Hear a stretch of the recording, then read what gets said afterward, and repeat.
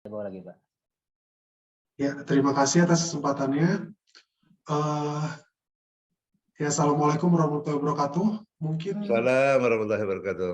ya, di hari ini saya akan, karena kalian sudah minggu kedua di divisi kimia klinik ya, saya akan membawakan materi mengenai pengayaan mengenai tiroid hormon, dan saya harap semua bisa memperhatikan dengan seksama, mengingat mungkin tidak banyak waktu yang tersisa sampai kalian menyelesaikan stase di divisi kimia klinik ini.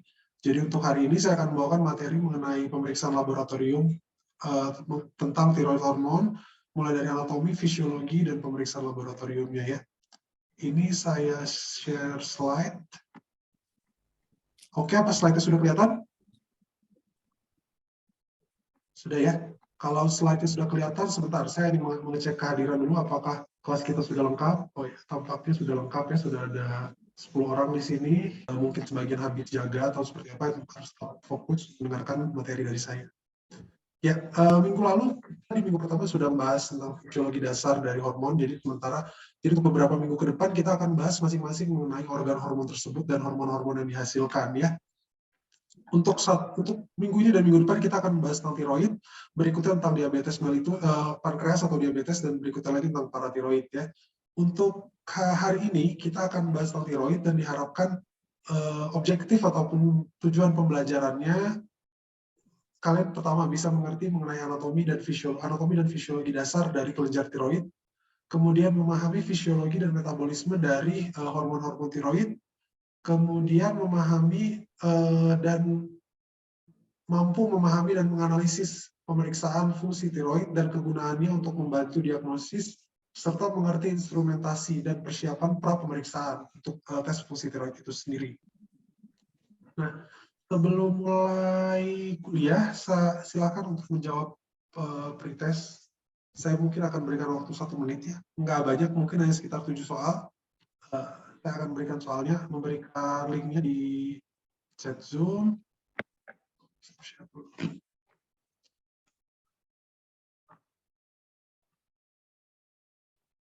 Oke, ya.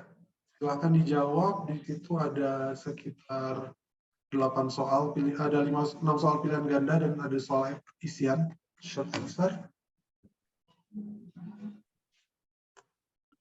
Oke. Ya, kalau sudah, saya akan melanjutkan ke pertanyaan berikutnya. Nah, ini untuk anatomi. Anatomi dari tiroid sendiri, kita tahu tiroid terletak di bagian anterior leher ya. Terdiri dari dua lobus kanan dan lobus kiri yang masing-masing dihubungkan oleh satu jembatan yang kita sebut sebagai isthmus ya. Tiroid sendiri kalau kita lihat secara histologis, di dalamnya itu banyak sekali folikel-folikel ya. Sel-sel aktif ini kita sebut sebagai sel folikular, di mana nantinya folikular sel ini akan menghasilkan hormon tiroksin ataupun levotiroksin yang akan disimpan di dalam folikel-folikel di dalamnya, seperti itu. Di antara satu folikel dan folikel lain akan terdapat connecting cells ataupun parafollicular cells. Parafollicular cells ini kemudian akan menghasilkan parathormon yang nantinya akan. Nah, ada beberapa jenis hormon tiroid yang dihasilkan oleh kelenjar tiroid. Hormon tiroid yang dihasilkan oleh kelenjar tersebut. Pertama disebut sebagai monoiodotirosin, diiodotirosin, kemudian triiodotironin, dan tiroksin ataupun T4. Ada juga kita sebut sebagai reverse T3 atau inaktif T3. Ya. Baik MIT ataupun DIT dapat coupling ataupun membentuk dua molekul yang lebih besar, dapat menjadi T3 ataupun T4. Nah, sintesis hormon tiroid sendiri dimulai dari transport aktif dari ion iodida pada basement membran menuju sel tiroid. Kemudian akan kemudian terjadi oksidasi dari iodida dan iodinasi dari residu tirosil pada tiroglobulin. Ini disebut fase organifikasi. Setelah fase organifikasi akan dilanjutkan oleh fase kopling, di mana masing-masing molekul dari iodotirosin tersebut dapat berikatan, dapat membentuk triiodotironin ataupun tetraiodotironin atau T4. Nah, kemudian dapat terjadi proteolisis dari tiroglobulin yang akan menyebabkan rilis ataupun pelepasan iodotironin dan iodotirosin ke dalam sirkulasi. Kemudian setelah terlepas akan terjadi deiodinasi, artinya perubahan struktur dari hormon tiroksin itu sendiri agar dapat melakukan fungsinya di dalam sel. Ya. Kemudian dapat terjadi intratiroidal pada gugus 5 aksen dari T4 menjadi T3. Ini gambaran skematisnya ya. Jadi ada 7 tahap, dimulai dari transport iodida baik dari basement membran menuju ke dalam sitoplasma, kemudian terjadi sintesis tiroglobulin, oksidasi iodida, organifikasi, dan coupling. Ya, ini biasanya satu fase yang akan sangat berkaitan satu sama lainnya. Kemudian storage, penyimpanan pada folikular tiroid, kemudian akan disekresikan masuk ke dalam pembuluh darah untuk kemudian dibawa ke seluruh tubuh. Ada beberapa abnormalitas pada pemeriksaan hormon tiroid. Sebelumnya saya ingin bertanya, sampai sini ada yang mau ditanyakan? Kalau tidak ada yang mau ditanyakan, mungkin kalau misalnya ada yang kalian bingung ya, atau presentasi saya terlalu cepat, bisa langsung untuk menulis di kolom chat ataupun raise hand ya, biar kita bisa berdiskusi dan kemudian nanti saya akan melanjutkan lagi presentasi. Ada beberapa abnormalitas pada sintesis hormon tiroid ya. Yang pertama akibat defisiensi iodium. Akibat defisiensi iodium akan terjadi gangguan pada produksi hormon, kemudian perubahan sintesis yang nantinya akan lebih sering pada T3 dibandingkan T4. Jika terkompensasi akan menjadi goiter, dan jika tidak terkompensasi akan menjadi kretinisme. Kemudian akibat kelebihan iodin akan menyebabkan gangguan pada trapping iodida, kemudian iodinasi tiroglobulin, dan pelepasan hormon tiroid. Nah, transport hormon tiroid sendiri melewati ada dua jalan. Yang pertama unbound, artinya dibawa bebas, dan kemudian yang kedua disebut bound, ataupun terikat oleh protein-protein. Justru yang memiliki peran fisiologis pada sel itu adalah yang unbound, artinya tidak terikat, di mana hormon T4 ataupun T3 yang free, yang sifatnya free, dapat langsung masuk ke dalam sel dan kemudian melakukan fungsi fisiologisnya. Sementara yang bound biasanya hanya akan bersirkulasi, kemudian diekskresi melalui saluran kemih ataupun melalui hati. Ini dalam bentuk akan terikat dengan thyroid binding globulin atau TBG, kemudian transthyretin dan albumin. Sebagian besar akan berikatan dengan thyroid binding globulin. Ini adalah metabolisme hormon tiroid. Metabolisme hormon tiroid yang dihasilkan sebagian besar akan dibentuk dalam T4. T4 sebagian akan mengalami deiodinasi menjadi T3 dan RT3. RT3 itu pada umumnya tidak aktif dan akan langsung disekresikan melalui saluran kemih.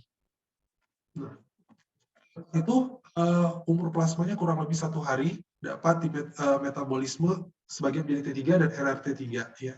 Dapat terjadi di sulfasinya dapat terjadi di hati atau ginjal, dan half life itu 7 hari. Untuk T3 dan RT3 half life itu lebih pendek lagi. Nah, untuk kontrol dari tiroid hormon sendiri dia akan melalui hipotalamus, pituitari, dan tiroid aksis. Seperti ini, ya, hipotalamus akan menghasilkan tiroid release hormon yang akan mengaktifasi TSH. Produksi TSH akan merangsang pembentukan T4 dan T3 dari tiroid. Nah, di mana akan terjadi feedback negatif dan feedback positif. Semua tergantung terhadap produksi TSH tersebut. Di sini disebut TSH secretion is versatile, artinya pengeluarannya itu akan sangat bergantung dengan kadar T4 dan T3 serum. Ya. Jadi memang dia tidak akan disekresikan dalam fase yang sama tiap hari, tiap saatnya. Tapi akan ada saat-saat di mana dia akan disekresikan lebih banyak daripada waktu-waktu lainnya. Rata-rata amplitudenya itu sekitar 0,6 ml per liter setiap 2 jam dan sangat dipengaruhi oleh circadian rhythm, di mana peaknya itu sekitar jam 12 sampai jam 4 pagi.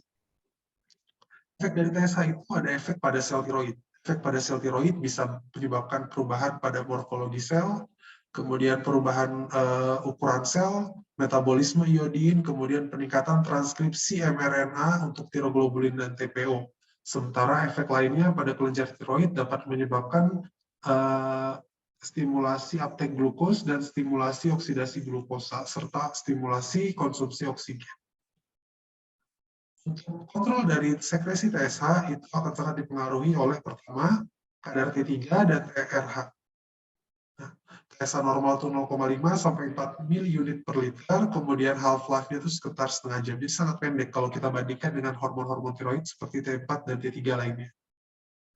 Produksi hariannya sekitar 40 sampai 150 ml hari. Kemudian, ya, kelainannya bisa disebabkan hipotiroidisme maupun hipertiroid. Obat-obatan seperti dopamin agonis, kemudian turunannya seperti bromokriptin ataupun glukokortikoid dapat menyebabkan gangguan oksigen, kemudian pengaruh obat-obatan kardiovaskular yang menyebabkan hipermotilitas gastrointestinal, dan obat-obatan yang mempengaruhi neuromuskular. Nah, panel pemeriksaan tiroid hormon itu terdiri dari 3. Yang pertama, pemeriksaan serum TSH, T4, dan T3. Mana yang harus kita periksa pertama? Ada yang tahu?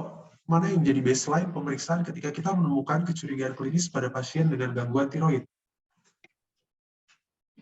Ya, benar ya. Maria sudah menjawab dengan benar. Jawabannya kita harus periksa TSH terlebih dahulu ya. Jadi TSH itu dikatakan sebagai baseline. Kemudian jika hasilnya abnormal, kita bisa melakukan reflex test. Nah, reflex testnya apa yang selanjutnya kita lakukan? Ya, benar ya. Juliana sudah menjawab dengan benar, itu T4 dan T3 ya. Yang pertama kali kita lakukan sebaiknya itu T4, baru kita lanjutkan dengan T3. Kemudian, nah ini adalah algoritmanya ya, dapat kita lihat apa-apa saja yang harus kita lakukan, kita pilih ya. Jika TSH-nya normal, menurun atau meningkat ya. Nah, ini TSH itu adalah first line pada thyroid function test. Nah, jika TSH-nya normal, kita bisa langsung mengeksklusikan adanya disfungsi ataupun gangguan tiroid. Ini kegunaannya baik untuk screening euthyroidism, hypothyroidism, kemudian diagnosis hypothyroidism, dan congenital hypothyroidism. Nah, ini kondisi-kondisi yang bisa menyebabkan gangguan TSH, baik yang meningkat ataupun menurun. Mungkin bisa dibaca di modulnya masing-masing ya. Ada banyak sekali penyebab, baik penyebab internal dari dalam tubuh ataupun dalam tiroid maupun dari luar tubuh. Untuk memeriksa TSH ada beberapa metode yang bisa kita lakukan. Yang pertama radioimunosai, immunometric assay, dan chemiluminescence dan fluorescent technique assay. Dengan nilai normalnya itu sekitar 0,4 sampai 4 miliunit per liter. Tiroksin nanti akan mengukur baik yang bersifat bebas maupun yang terikat dengan protein.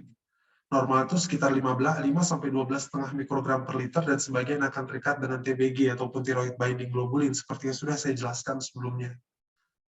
Kombinasi T4 dan TSH akan memberikan perkiraan pengukuran yang paling baik dari fungsi tiroid tersebut. Nah, untuk tiroksin akan meningkat pada hyperthyroidism, factitious hyperthyroidism, pituitary TSH secreting pituitary tumor, sama raised thyroid binding globulin. Dan menurun akan disebabkan oleh hypothyroidisme primer, hypothyroidism sekunder ataupun akibat pituitary, kemudian severe non-thyroidal illness ataupun penurunan thyroid binding globulin. Nah, ini mengenai T4 ya. Itu adalah bagian yang aktif dan hanya bersifat 0,05% dari total T4 dan tidak dipengaruhi oleh kadar TBG ataupun kondisi non-thyroidal illness. Nah, ini untuk thyroid binding globulin yang akan menyebabkan peningkatan ataupun penurunannya. Untuk total dan T3 itu sebenarnya tidak rutin dilakukan.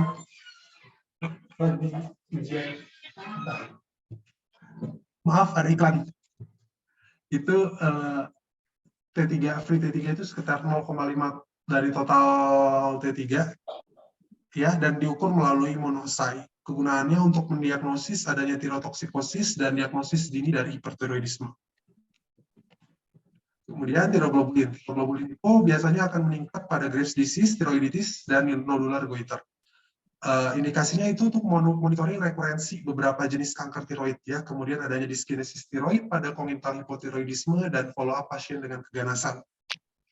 Nah, untuk autoimun sendiri bisa beberapa jenis ya, seperti Graves' disease, Hashimoto thyroiditis, dan postpartum thyroiditis.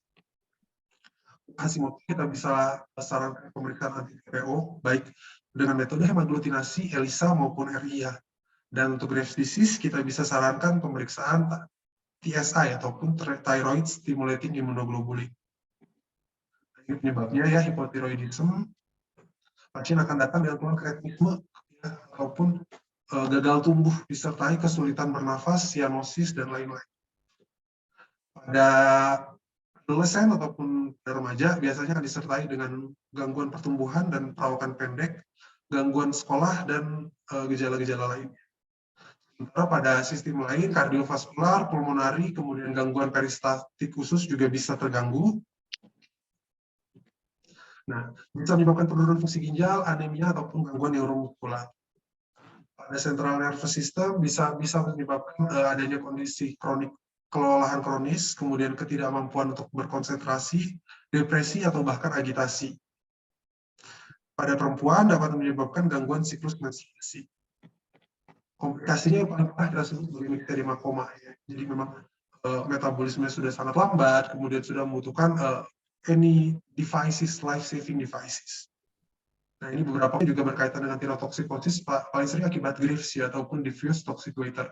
Tapi bisa juga disebabkan oleh toxic adenoma, toxic multinodular, subakut tiroiditis, dan tiroiditis lainnya. Lebih sering pada perempuan, usia produktif 20-40 tahun. Nah, yang paling parah kita sebut sebagai krisis tiroid. Gejalanya akan seperti gejala fever, demam, disertai takikardi, kemudian lama-lama bisa menyebabkan gangguan konduksi jantung.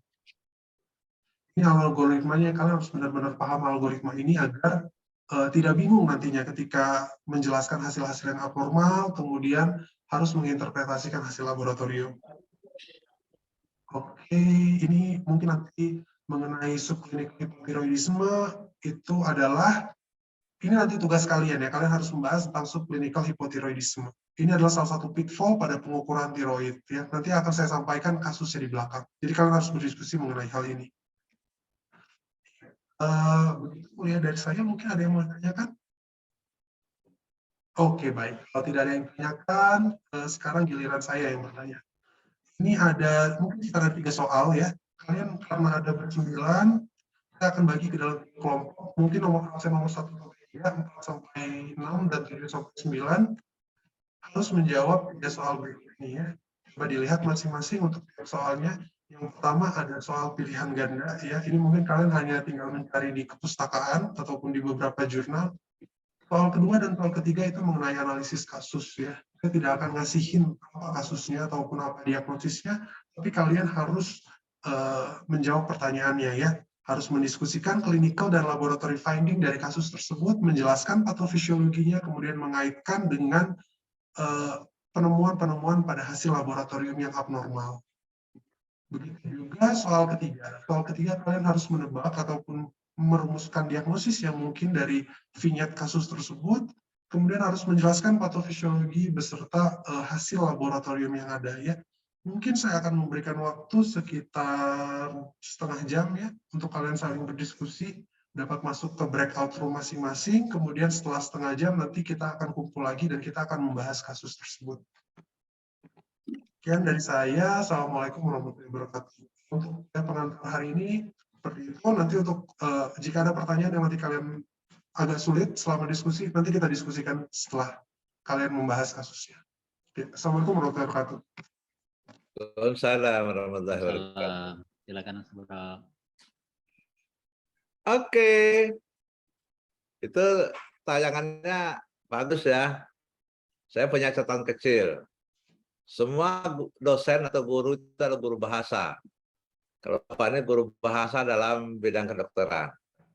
Karena itu saya sangat senang dengan teks bahasa Inggris, tapi mungkin istilah-istilah tertentu bisa dibuat padannya dalam bahasa Indonesia atau bahasa Latin, ya. Gitu. Karena tidak semua anak itu bisa memahami dan mengombinasikan bahasa itu menjadi penting supaya mereka punya penguasaan vocab yang jauh lebih banyak gitu.